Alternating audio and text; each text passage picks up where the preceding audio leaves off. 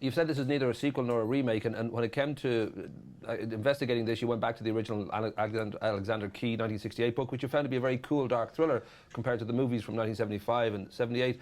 Was it easy to find the rhythm for this? I don't know whether there was a lot of back and forth with ideas. I think it was easy kind of right away when Disney approached me about doing it. I was such a fan of the original.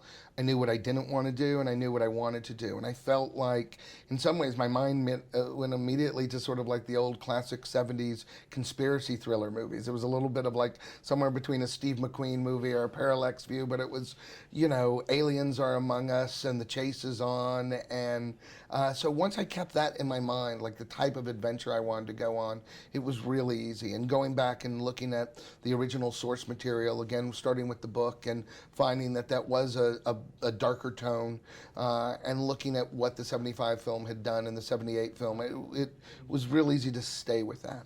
Well, it did feel, when I watched it, it felt like a 1970s movie, and the idea too of really like a thrill ride. I don't know whether this is your Universal tour guide days coming back into you, thinking, let's just put people in a seat here, and every few minutes we're just going to go rollicking off the side of a train or whatever might happen. And was there a sense too of just, let's not let up here, let's put the foot down and let's just keep going right through? And I think the title alone, Race to Witch Mountain, was the most honest making function on the set. Anytime we would do something where we were not racing, we would remind ourselves that if this was truly a race of life and death, if this was truly a race of trying to save two worlds, you don't have a lot of time to stop down.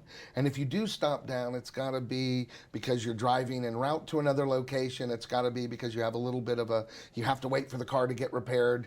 So we could find natural reasons to stop, but I think early in the script, just in development process, when you'd come up with like, hey, what if they went over here and they saw the world's biggest yarn and had like, that all felt just so sidetracky. And so we would remind ourselves on the set every day, the race is on, the race is on, the race is on. And I think it helped with our actors too. And everybody also had a race. So you had, you know, Dwayne racing with the kids to get to their ship. You had Carla Gugino, once she joined them, racing to help save the world. You had Kieran Hines and his team racing to find the kids. So individually, you know, even our alien monster Siphon, individually everybody had their own sort of race that you, when you were working with them as groups, you could sort of take them on the journey. A nice touch is that the original Malone twins from the original 1970s movies, Ike Eisenman and Kim Richards, are here as a sheriff and a waitress. Was that something that you come up with, or was there always that sort of suggestion? No, it was probably after the notion of casting Dwayne Johnson in the lead. I think the very next thing that came to my mind is I must find Kim Richards, I must find Ike Eisenman, and I must find a way to tie them in for fans like me of the originals. And we went back in the book and in the original movie. Stony Creek was this town that was almost an alien enclave, sort of a safe haven for him. And so the notion that where would Dwayne bring the kids, he'd pull into Stony Creek to get, you know, his car repaired. And it was sort of nice sort of popping up with this waitress and this sheriff who, if you look at the span of the movie, in their own way are really two people who also help buy time for their escape. And so that was always a very calculated motion of, I want two people helping him and I want it to be these two people. Well, given the subject matter of two aliens arriving on Earth and the fact that you kind of hook it around a UFO convention here in Las Vegas, you've put in a lot of little nice cameos like Whitley Strieber, who did Communion, and then also the host of UFO Hunters. Mm-hmm. His name is William Bill Burns. Yeah, there you go. And you've spoken with UFO experts and all the rest. So I don't know at the end of it, I don't know if you believe there's intelligent life on other planets? I do. From the very beginning, I made it very clear. I was born in Roswell, New Mexico.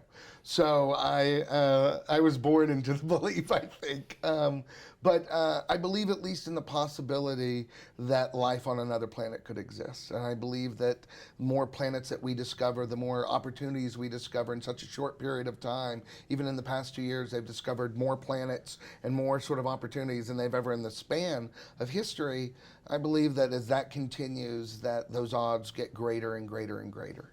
Well, given that you believe in intelligent life on other planets, what about this planet? Because George Bush was president here for 8 years. I don't always believe that intelligent life can be found immediately on this planet, but survival of the greatest, we've now upgraded in the intelligent species. So Darwinism has occurred, and now we have President Obama. Rock and roll. Nice to talk to you. Cheers, son. Are you in for a long day now today? Is this? It'll be a long couple of days. I should ask too. She had brains, a body, and the ability to make men love her, which I thought was a Paris Hilton story. Well, it's not. It's actually it's a Texas month.